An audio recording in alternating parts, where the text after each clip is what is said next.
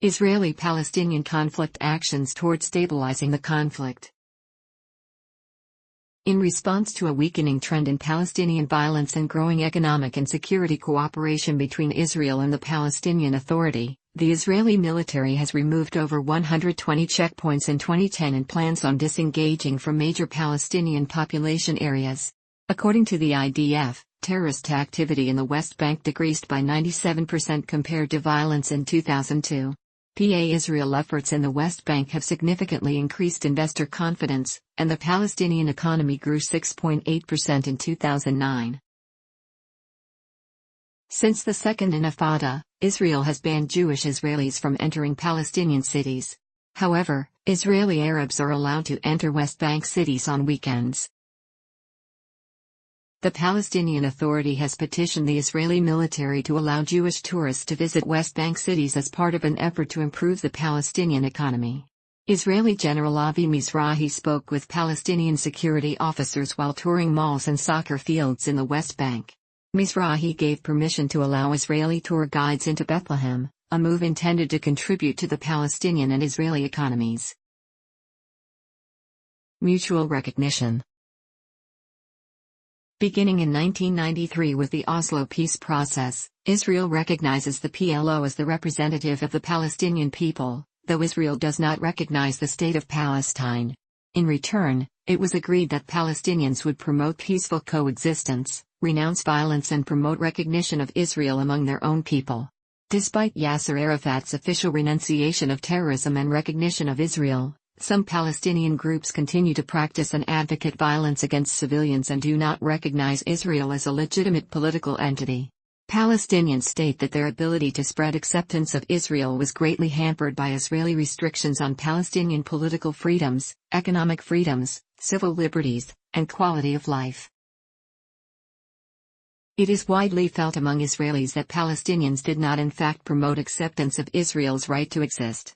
One of Israel's major reservations in regards to recognizing Palestinian sovereignty is its concern that there is not genuine public support by Palestinians for coexistence and elimination of militantism and incitement.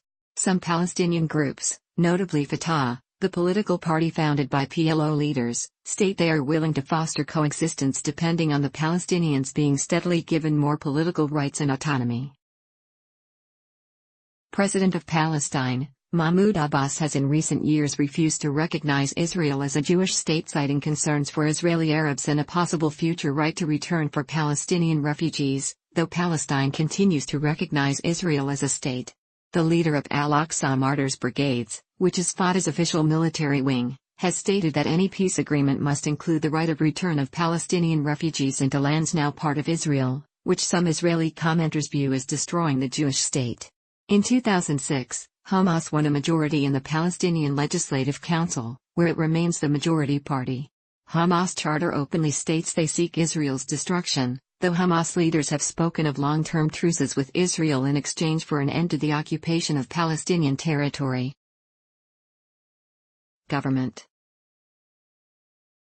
The Palestinian Authority is considered corrupt by a wide variety of sources, including some Palestinians. Some Israelis argue that it provides tacit support for militants via its relationship with Hamas and other Islamic militant movements, and that therefore it is unsuitable for governing any putative Palestinian state or, especially according to the right wing of Israeli politics, even negotiating about the character of such a state. Because of that, a number of organizations, including the previously ruling Likud Party, declared they would not accept a Palestinian state based on the current PA. Societal attitudes. Societal attitudes in both Israel and Palestine are a source of concern to those promoting dispute resolution. According to a May 2011 poll carried out by the Palestinian Center for Public Opinion that asked Palestinians from the Gaza Strip and the West Bank including East Jerusalem, which of the following means is the best to end the occupation and lead to the establishing of an independent Palestinian state, 5.0% supported military operations, 25.0% supported nonviolent popular resistance, 32.1% favored negotiations until an agreement could be reached, 23.1% preferred holding an international conference that would impose a solution on all parties, 12.4% supported seeking a solution through the United Nations, and 2.4% otherwise. Approximately three-quarters of Palestinians surveyed believed that a military escalation in the Gaza Strip would be in Israel's interest, and 18.9% said it would be in Hamas's interest. Regarding the resumption of launching Al-Qassam missiles from Gaza into Israel, 42.5% said strongly oppose, 27.1% somewhat oppose, 16.0% somewhat support, 13.8% strongly support, and 0.2% expressed no opinion. The Israel Ministry of Foreign Affairs has expressed concerns that Hamas promote incitement against and overall non-acceptance of Israel, including promotion of violence against Israel. Palestinian Army.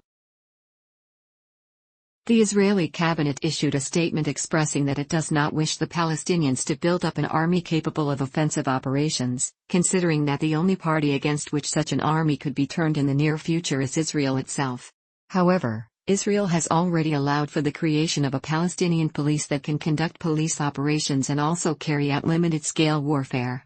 Palestinians have argued that the Israel Defense Forces, a large and modern armed force, poses a direct and pressing threat to the sovereignty of any future Palestinian state, making a defensive force for a Palestinian state a matter of necessity.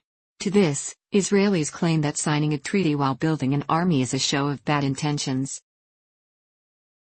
Since 2006, the United States has been training, equipping, and funding the Palestinian Authority's security forces, which have been cooperating with Israel at unprecedented levels in the West Bank to quell supporters of Hamas, the main Palestinian Islamist group that opposes direct negotiations with Israel. The United States government has spent over $500 million building and training the Palestinian National Security Forces and Presidential Guard.